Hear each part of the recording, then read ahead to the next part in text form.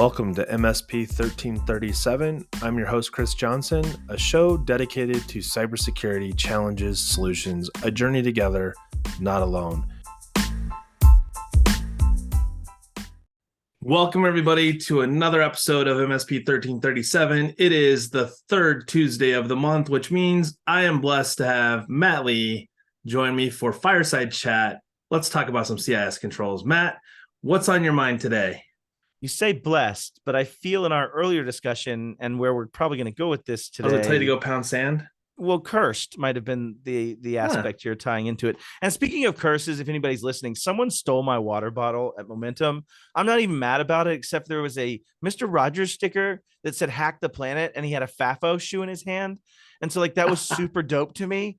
And so I just want to say, I place a curse on that bottle. May all the cyber wrongness that is in the world find you, whoever stole that bottle, and be on you for the rest of your days. Okay, had to solve that. I'm pretty good other than that, man. I'm really ready to talk about I don't know that malware. I could sleep if I lost a Mr. Rogers sticker. It's pretty bad, man. Thanks for bringing that up. That's good.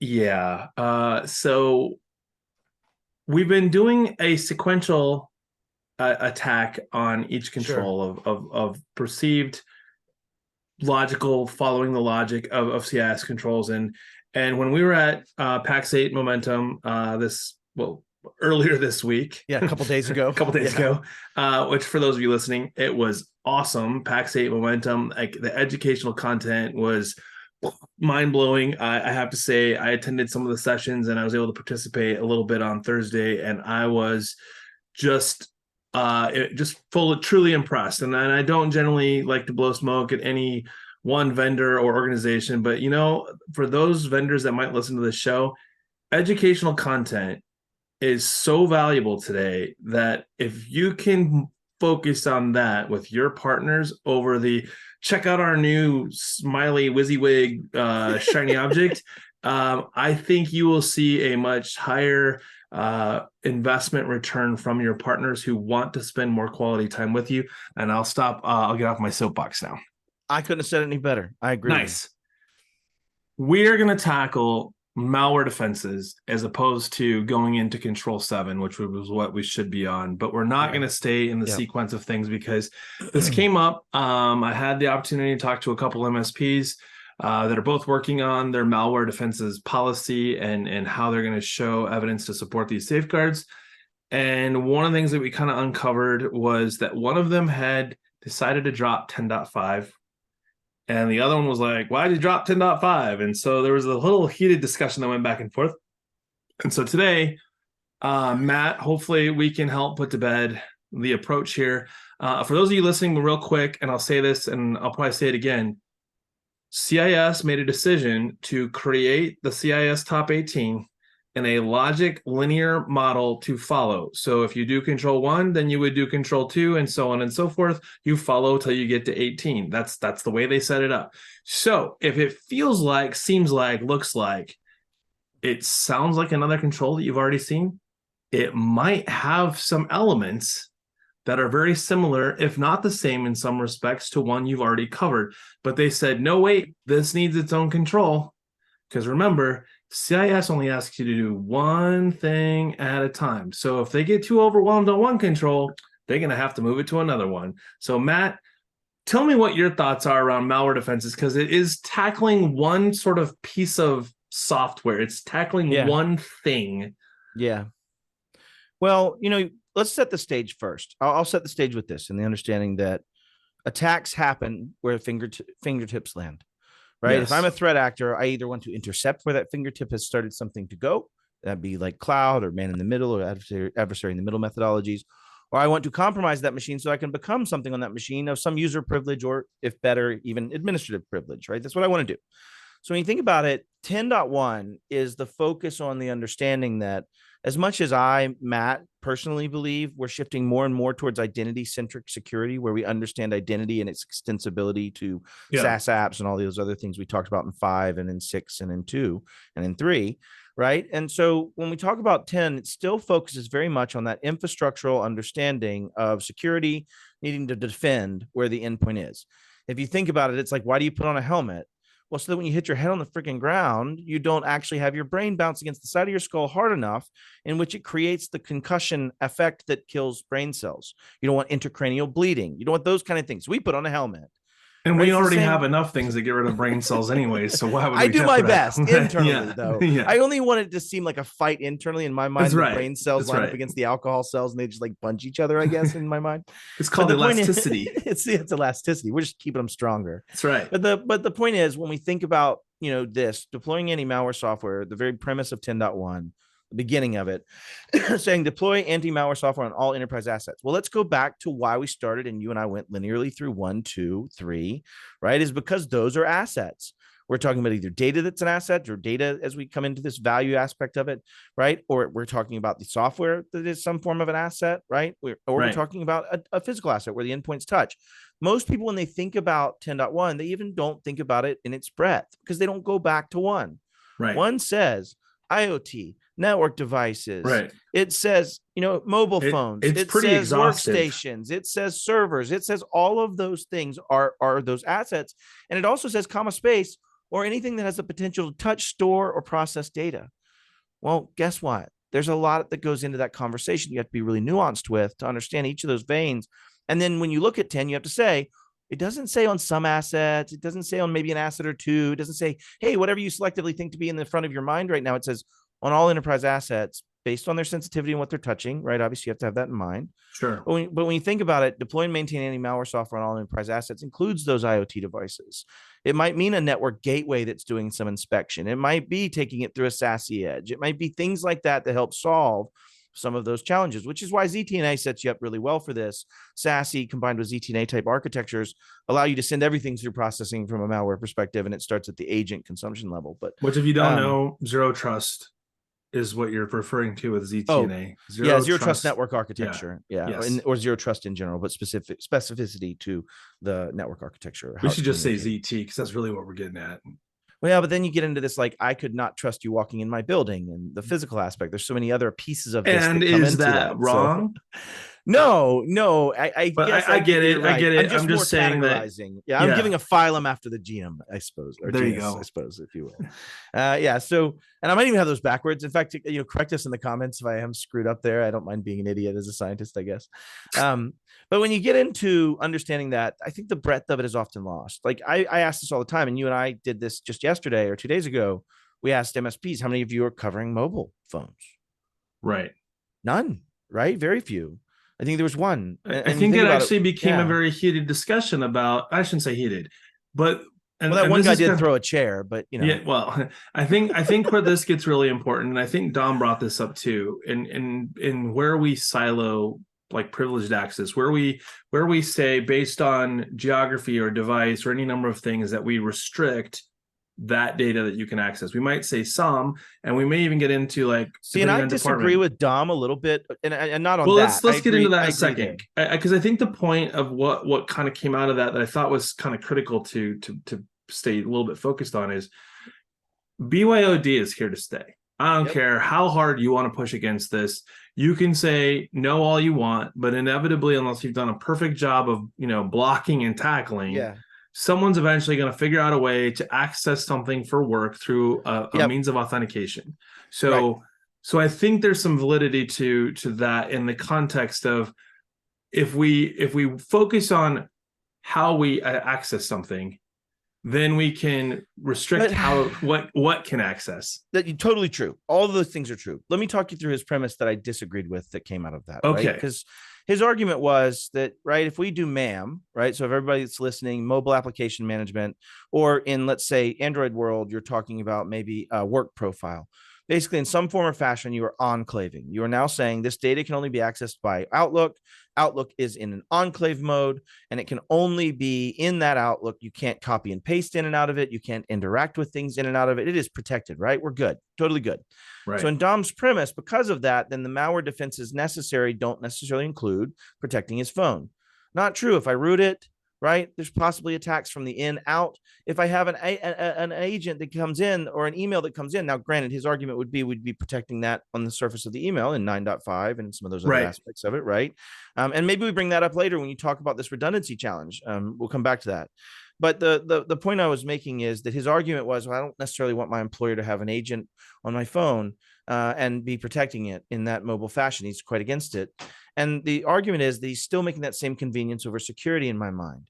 Right now, can you say that employers shouldn't have access to what my web history, all these other things? That's clearly stated if you look at Microsoft Defender that goes on the endpoint on the mobile, right? They're not looking at that. They're just protecting files, and you can set it where it's pulling things and looking at it and protecting that device. But that is a device, as discussed in Assets 1.1, right, that is able to store process data. And I don't think you could argue to me that enclave is enough of a separation to make that not be a device anymore. It's still a device. She says virtual or physical. And when you start getting into it, that virtuality of separation inside that, because of its protected enclave, TPM chip or otherwise, there's still vulnerabilities that affect those. So you have to have something to detect. And let's not forget, even though we call 10.1 a protection, boy, howdy, it feeds every single detection that's out there. Right. I mean, and so you start getting into when you combine the understanding of malware defenses being also 9.5 or 9. Whatever it is, and we'll go back to it. But actually, I have to kind of empirically be right. So give me just a sec. Enable the anti-exploitation features. Yeah, 9.3. 10. And 10. I know, but I'm just kind of making reference back to 9.7. Sure. 9.7 saying deploy and maintain email server anti-malware. Right? It's an IG3, but to your MSP's point, it's malware being talked about in 9. And even though we're in 10, yeah. And right. And so, but it is an IG3, so you shouldn't actually reach it until you've already gone through 10 once. And so it's kind of that whole yellow brick road conversation coming up yet again. Or you're an MSP, you recognize that it's something that you're doing and you tackle it. Yeah. But they're not often brought together in the same plane, right? Like how often is your email plane of anti-malware hitting the same location of a SIEM or SIM, however you want to say it, right? And seeing the other anti-malware actions. You're not often, but guess what you are? In Microsoft Defender for Business and Defender for Office, they're all seen together in the same incident chain. And for a lot of small to mid-sized business, you're seeing a lot of this stuff come together in the same places. But side tangent. But anyways, back to 10, to the point, 10.1 is often under breadth, right? Yeah. If you don't understand how broad it really is and the places I have to deploy it, like back to network and IoT, I need a gateway that actually is doing anti-malware. It might be my firewall. It might be a SASE edge. It might be a couple of other things, right? And those agentless implementations. 10.2 though is like a no-brainer, but it does tell you the state of the union we live in, Chris. Like 10.2 is like really, really, really the mom that just gave up on the kid and goes, fine, here's your checklist, breathe. Like, I'm so glad they moved out. Yeah. But like this one, configure automatic updates, anti-malware signature updates. And I'll actually tell you a common failure here. So this is another conversation I got into about with an MSP, and I disagreed. So look at Sentinel-1. They have agents, and those agents have macro versions. There's GA, there's early release, but they're all versions. Right. Now, they argue that because they are dynamic and looking at behaviors, then there is no need. You're not doing updates, right? But I would argue if you're not updating the agent, you're not meeting 10.2 if there is an agent update available, even if it has kind of its own heuristic analytics capabilities. Well, remember, if you go back in time, remember back in the day, people would have Norton or whatever it was, and it'd be like version 4, but it's got the latest database. Signatures. Like, sweet, we're good. Signatures are there. Yeah. But case in point, we see things like not all of the applications that are out there in this space are built on any one thing anymore. They've become a bundle of products or services, and all of a sudden you've got one that's like vulnerable, and it's the it's the actual malware defense software, like, because it's leveraging something else. Exactly. And I now unseat it as a threat actor. And that brings me to this next point. The other thing people don't get, and it's actually, I think, a gap in the CIS safeguards in my mind. Now, you could argue this comes in an incident response, but even then, I don't think it's tactical enough. But the real miss here is 10.1, I'll go back to it for a second, believes you know what the hell you're doing. Like 10.1 believes that you understand what you're doing, that you have an MDR capability. That's why vendors often go, I can't find MDR on CIS. Right. Because it's a miss. They don't say, know what the hell you're doing. Here's exactly why I say that. Remember when you talked about that, let's say, older agent that maybe had some issues, let's say? when I'm a threat actor and I land on this machine, and there's ways I can land, you're not going to see me in Sentinel-1, right? There's hands-on keyboard methodologies, right? HID kind of attack methodologies. Hide inside a OneDrive folder. I mean, there's all well, then you have some, but don't get me off on a tangent. But the point being, there's a lot of ways to get there and land there without the EDR finding me, at least in its initial detection. But then whenever it alerts, let's say your team doesn't pay attention to your alerts, and I ask that question in an audience, most people don't raise their hand when I say, hey, how many of you actively manage every alert that comes out of an EDR and make a decision on how you're going to deal with it? Right? None. And you know how I know it's none? Because I've seen the data. I know how many percentage aren't doing it. I won't say it, but it's a lot. And the data don't lie. The data don't lie. So what it tells me is nobody's managing it. And what happens is that first time the alert goes off, it stopped Matt's threat. Great. It doesn't know or say that Matt Lee was a threat hands-on keyboard. Now it goes again, and it goes again, and eventually it stops going. You know why it stopped going? I found the vulnerability on that agent version, and I supplanted it, and I now have access to this machine without you having any purview anymore at all. Right. And so you start realizing that that's why we talk about 10.1, deploy, comma, space, and maintain. And I take maintain very liberally to mean do the stuff necessary to actually make it an effective EDR, which means setting the right settings. You can't just have it in view only mode. That's deployed, right? It has to be efficacious. And I think that's a miss in CIS. It's not talking about it. They assume everybody's a professional. And the challenge is we're not. We're all students. And I think that's the point we're getting to. So, all right, I'll stop beating up 10.1. 10.2, we talked about, that's the stupid button. Yes, update it. But my point that I brought up all the way back was Sentinel-1, and it's now, I think, maybe live and released, but didn't auto update for the longest time. From 2017 to 2019, 2020, as I was using it as a practitioner, we had to make decisions. Why? Because the kernel needed a reboot of the machine for it to be effective. And if you did auto updates, you'd be effectively dropping some portions of that protection. And so you have to actually be planned to reboot as well. And I talk a lot about that in process. So slight tangent, and I won't name names because I don't want to attack anybody, but there are some malware type products that that we can get our hands on that have like free editions. And in the free edition, it doesn't come with the ability to have the feature that is auto update. And I would create the argument that we're getting into a world today that if you're going to offer your product for free or fee, auto update shouldn't be an optional item to your product. Yeah. I think you get back to CISA's secure by design and secure by default conversations. And I think what you're seeing is in National Cybersecurity Strategy 3.3, it says shift responsibility of liability for the products and services to the people most responsible to be able to make the most change. And that is the vendor, that is the software provider, that is the MSP. And it says solutions and services. And what it talks about is saying, if I can control this, if I as a strategy wanted to win this, do I chase every mom and pop? Or do I make it rewarding enough and punitive enough for the software providers and for the people that are doing the service to just freaking be better, have better standards, and force those clients to do it, because that's the whole market rising. And so the argument is that you'll start seeing more and more of that kind of requisite in time. It goes all the way back to our SRO conversation. It goes all the way back to defensibility. It goes all the way back to the trust mark, even in that conversation, right? That goes to the regulation question that got asked when we were doing the panel on Wednesday. We went on a tangent, didn't we, on that one? That was a good conversation. It was a great question, because he said, with all of the different frameworks out there and the different legislation that's coming, isn't this like basically, he didn't say this, but like, isn't it basically turning into alphabet soup? It's like, well, maybe, but look at any of those frameworks that are out there. Show me one that is actually targeting our industry today, and you will find absolutely none. Yeah. So to your point, and at the end of the day, you have VIN, you have NHTSA, you have DOT, you have, yes, there's going to be acronym soup. You're not wrong. But that's what happens over time, is you do have these regulatory bodies, these regulations, these things that come out, and they may be multiple ones depending where they're coming from. And but largely up until this point, they still focus on protecting a specific type of data. And I think what we're trying to do, and everything that we did at Beyond when it came to the cybersecurity side of this, was how do you secure your business and your clients? Frameworks are a great way to help you align that and maybe follow some sort of consistent standard. But we're not saying do these to be compliant with these frameworks. We're saying do these things to better protect yourselves and your customers. Yeah, 100%. Well, let's get back to the 10, because we need to stay on it. I think. Yeah, we're on 10.2. So let's talk about what I want to specifically attack. Maybe not attack. That's a terrible word. I want to specifically support a conversation. It's what a threat actor would say. It's what I do on Thursdays.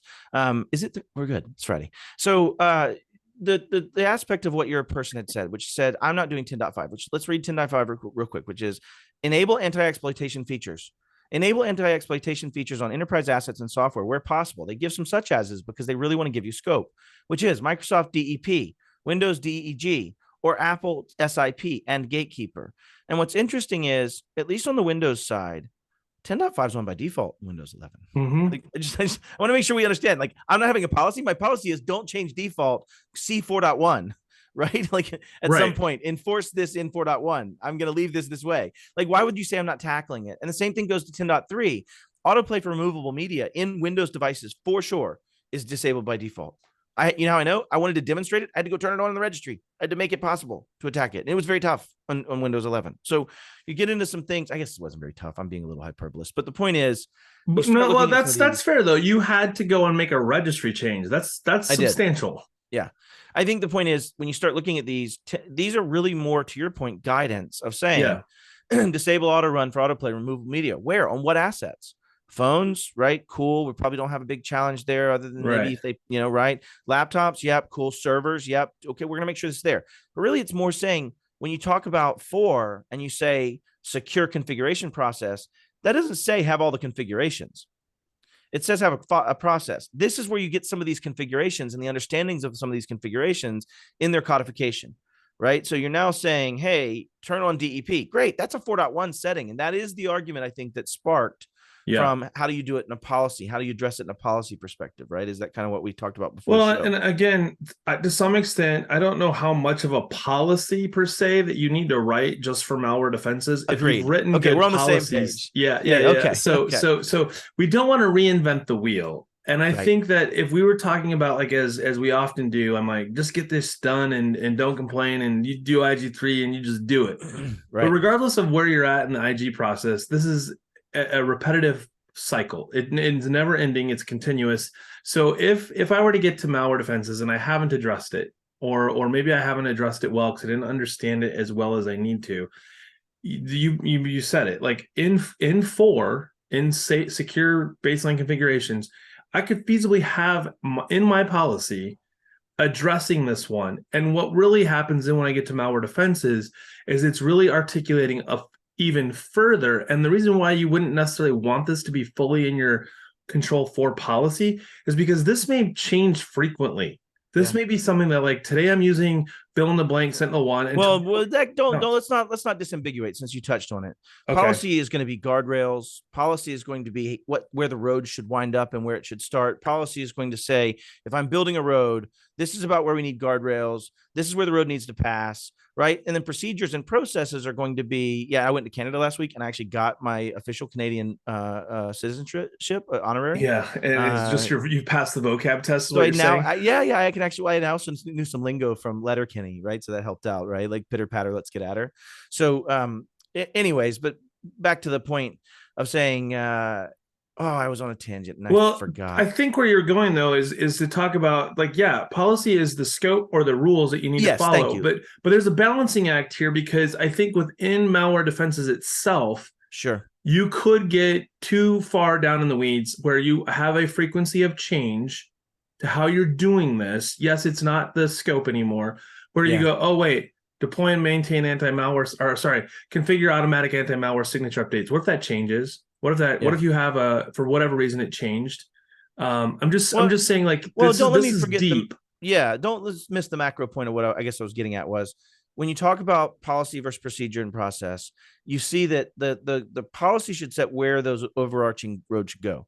The policy, the procedures and process should be where the signs are, what they actually say, where the paint is painted, where the lines are for the road, right? What's the things that I need to prepare for road maintenance? Like, that's where all that comes into procedure, and it shouldn't be in the policy. But there's still a balancing act to what you're saying right now, because if my policy is in control 4, how good is my foreshadowing and predicting the future, what's going to come in control 10? Well, but you would just add referential documents to that, right? And extra points around what those guidances are. I think that's the point here, is that, and I see this in the notes that I had from the MSP, was we reference control 4 for our policy in control 10, and vice versa in that respect, right? Like when you go to the actual policy SSP, right? Or policy manual. Yes. When you get into that architecture of it, you would have those referenceable. Which means that this particular one could be a pretty, if this were to be a policy, it could be pretty stinking short because it would be, yeah. You're covering it well other places. You would just basically break down the bullet points of the safeguards you're trying to meet and add them into what, when we talk about this behaviors,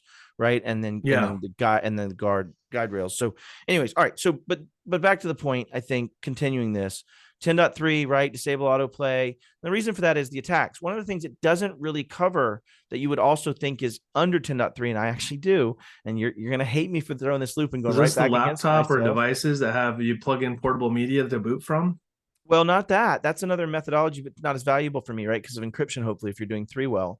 But the point is if I look at what I would attack with is like a bash bunny or a HID or a ducky, if you want to call it that, right? When you think about that, that is auto playing a keyboard keystroke to execute living off the land tools to execute malware. I can do the same thing. And you did not stop that malware because you did not stop that keyboard. And that keyboard now, and there's really not many ways to approach this other than being very stringent about not letting USB devices even connect to HIDs. How challenging is that for a workforce? Now you have to actually have the MAC address, the hardware identifiers to actually say, this is the type of UIDs I will allow you to connect to my system. And those are the type of things people aren't thinking about when you talk about dealing with 10.3, but you don't have to right away. I think there's people that are going to lose sleep. People will lose sleep over this episode because they have not thought about how they would stop. I had this get said to me today, Chris. Every time I get on a call with you, I feel like I have one of 3 things happen. Either I am doing something that I shouldn't be, I need to change or add something to what I didn't know about, and number 3, because you've made me so freaking scared, I no longer sleep well at night. It's fair. It's fair. Copious drinking. I don't know if that's the thing you should give advice on. I take 2 to 4 or 12 Benadryl when I go to bed at night. It just depends on Jesus. No, God, bro. I digress. I just have to slow my blood pressure down a little bit. Yeah. So 10.3 gets you through IG1s. And let's be honest, that is a great example. 10.3, talking about removable media, is a great example of where an IG1 can have a low amount of maturity applied to it or a very high amount of maturity applied to it with very different costs and burden. Right. And so now the first time one angry sales dude goes to pick up this new Logitech mouse that now has enough different UID because they did it differently and it won't connect. Right. You now have a problem where they're like, no, what are you talking about? But you also now know that you have an employee who went out and bought their own device. And we've all seen that there are devices out there that should not be plugged in regardless of what their function is. But bro, I'm sitting here with my nice Ducky One that I love so much from Taiwan. That is the dopest of mechanical keyboards, in my opinion. Everybody throw bricks at me now. And I know it's a low end. And it's got these really cool adapters you can plug into it. So this goes directly to China. This goes directly to Philippines. All right. So 10.4 is talking about then if we are going to allow removable media to come in, how do we do anti-malware scanning? Well, you can't really anti-malware scan an HID. It's just a keyboard. It's just programmed to type something, right? And so you can't really do it that way, but you can scan files and you can scan drives and you can scan those things. So I think most MSPs, most people out there with a decent EDR already have this. It's on by default. Like it's on by default. Like it should be. It's most of the time. I know it is with Windows Defender. You know, ask me how I know, because I always have to fight it when I'm bringing my malware on machines I'm trying to play with. And it's funny because if you're running a Windows machine, it has Defender on it, whether you put it there or not, even if you add something else on top of it. Yeah, well, actually, that's not completely true because you can kill some of those components of that kernel. When you're that's fair. I'm just saying, you're not going to go buy a Windows machine tomorrow and have it come with nothing. That's true. That is fair. That's a fair assertion. So 10. We did 10.5. Obviously, that was we kind of touched on it. The heart of this sort of initial discussion. I didn't finish it though. I actually didn't finish it because where this gets broader is that it isn't fully defined. The only reason they added what Microsoft DEP, DEG, and SIP to this and Gatekeeper is because those are the examples they can come up with. But this also is one of those where this is contextual. Anywhere else you can do anti-exploitation features, like look at Windows ASRs, right? When you talk about attack surface reduction tools, that goes into 4, but really 10.5 is talking about how you would disable exploitation capabilities. Now here they're talking mainly about memory, right? But when you think about this is broader than that. It's again where you get slapped in the face by how broad this really needs to be. And then I need to be able to stop anti-exploitation or use anti-exploitation to stop exploitation of a lot of stuff. Think where that might apply in IoT, right? Think about where that might apply in other exploitation capabilities that are not specific memory attacks. Like, I guess I can't think of any other like direct race conditions or things like that, but certainly the point is there. And then the last part, the real kicker here is even on the known stuff. And the reason your MSP might've been pushing back is it is a bitch to manage Apple at the iOS level and Gatekeeper from a Mac OS level. Right. It's a bitch. You have to run MDMs. You have to be able to use effective MDMs like Adigy and all the other players out there, right? Like you have to do this, and it's a pain in the ass. And I get why they're pushing back, but at the end of the day, it also kind of touches back on Dom's 10.1 pushback. And I now have to have full control of a device. I think Dom's just pushy. Dom was just too long in the NSA, I think, or the no such agency. You know, I wasn't in NSA. I don't think he should have had a microphone. He didn't need a microphone, but he should have had a microphone because he said several things that I thought were really, really important to capture, more so than me breathing heavily into my microphone. You know, it was so nice. It set the ambiance. You know what I mean? That was the best part of it. So everybody's here together. It was weird that you would stop breathing every now and again. I thought that was an awkward thing, but my wife says that to me too. And then I'm like, can you please remove the pillow? Oh, that's great. Okay. So this is the next, let's go to 10.6. I mean, we could do a whole episode on 10.5, but 10.6, this one to me is an extremely important one. And it's also one that's understood. Again, okay, so understood, or what would this mean? Not understood, not understood well enough. I'm not okay to do double negatives in my own content. I wasn't sure what you were saying. Like, am I underneath it? Like, because there's a bridge over the top. Often underappreciated for its breadth, under breadth again, right? In the sense that if you think about centralizing anti-malware, you're like, duh, I got one EDR product, sweet. Right? Is it the same one that you use for your mobile phones? Is it the same one you use for your gateways at the firewall level for those IoT devices? Is it the same one that you use for your email protections? Elaborate a little bit, because I think there's something missed here, because we're not just saying like, hey, I've got fill in the blank vendor. It's remembering that the MDR products, even if they're from the same vendor, EDR or any whatever you want to call it, anti-malware, may be very different. Yeah, well, and they aren't in the same central console. Right. If you started looking at by default 10.6, if you read it, you think it's simple. I've got my EDR product. I use only Malwarebytes, or I use only whatever. Right. And you're good, but you don't, because Malwarebytes maybe doesn't have that in the same console. They actually do. They're one of the ones I know of that brings everything in one console for that, but they don't do email protection. So that doesn't come in the same console. 10.6 says use a SIM. 10.6 is another one of those same arguments for bringing my security tooling and tool set in, or SIM/XDR. Right, however you want to call it from that perspective, but I really mean to clarify, this essentially management isn't like my Excel spreadsheet that has all of my products in it. Right. This is making the tactical shit work to keep stuff from going. Yeah, and honestly, you're also keeping track of things like the log files and where those logs are going, because obviously, if you want to be successful with malware defenses, it needs to be in harmony and in the way it interacts with some of your other part tools of the operation. Yeah, for it to be meaningful. When you get into that later, when you get into 12 and 13, right? When you start getting into... Hey, let's not be jumping ahead. We already did that once. This is not warping. We're not warping. Fine. I'm just saying this might be one of those scenarios where in 10, we realize we need something more than we have today to solve 10.6 before we ever hear of a SIEM. Right? We've never made it to 12 yet, presumably, and talked about it, or 13, I'm sorry. And so I think that's the interesting part about this is where it proves again that you get more mature as you go through it and understand things more as you reread them. And it's an advocation that even when you're doing IG3, you go back and look at your IG2 stuff, right? And when you're coming back around to that same set of safeguards to do your IG2s, you should relook at your IG1s, because you will understand them better as you continue down this path. Right. And I think that's the point. 10.6 says centrally manage anti-malware software. That means being able to make sense. That is the use case for SOAR and XDR type operations. Right. I think we just maybe said this today and have not said this before now, that when it says centrally manage, we're not necessarily talking about this from a traditional inventory model. It's fair. We're talking about the matriculation and management of the tactical operations for security. This is a protection and a detection. These are aspects talking about the actual front line of that stopping and defenses from that perspective at the endpoint layer, right? 10.7 goes in and says use behavior-based anti-malware software. This is actually one of those where most people buy that with their SKU. They're buying the effective EDR product. There's a whole number of them out there now that are that way. So I would say 10.7 is one of those where it's also deeper in. But in the same breath, if you start thinking about the breadth of it, is my firewall, my NGFW, actually using behavior-based analytics? Right. So when we talk about IoT, because don't forget, when we go all the way back to 10.1, it says all enterprise assets. This does not say whatever the hell you think is convenient assets. It's whatever can touch data.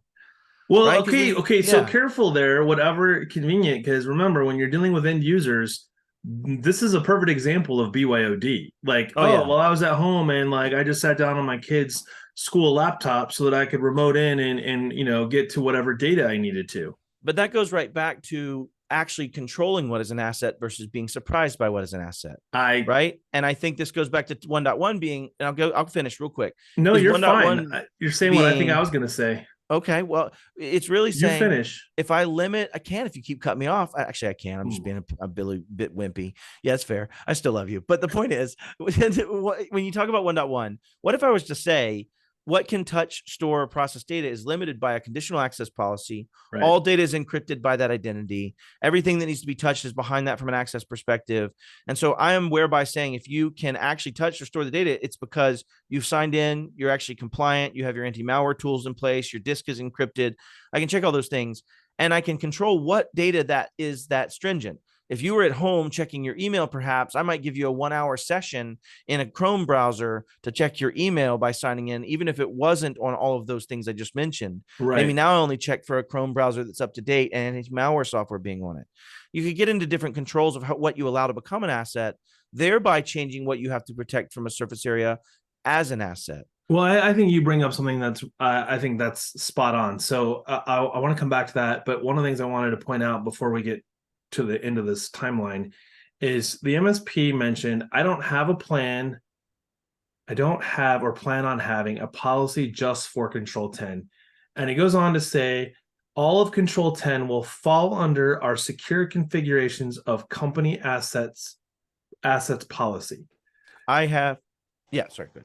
So you were going to argue with that, but I think you just created the argument that says one doesn't need to do more than this because of what you just said with regards to if we create a definition around what is an asset. Yes, sir. From a perspective on how it can access data and what it can do with that data. 1, 2, and 3, baby. Then we may be getting into a scenario where we're actually making it easier, especially in the context for solution providers, to manage assets that they are responsible for when those rules are put into place. I believe we're done here. I think we are done. Problem. I think we just made a change that should literally be mind blowing to those listening because what you just said says don't let assets and inventory dictate your inventory. Yeah. Dictate how.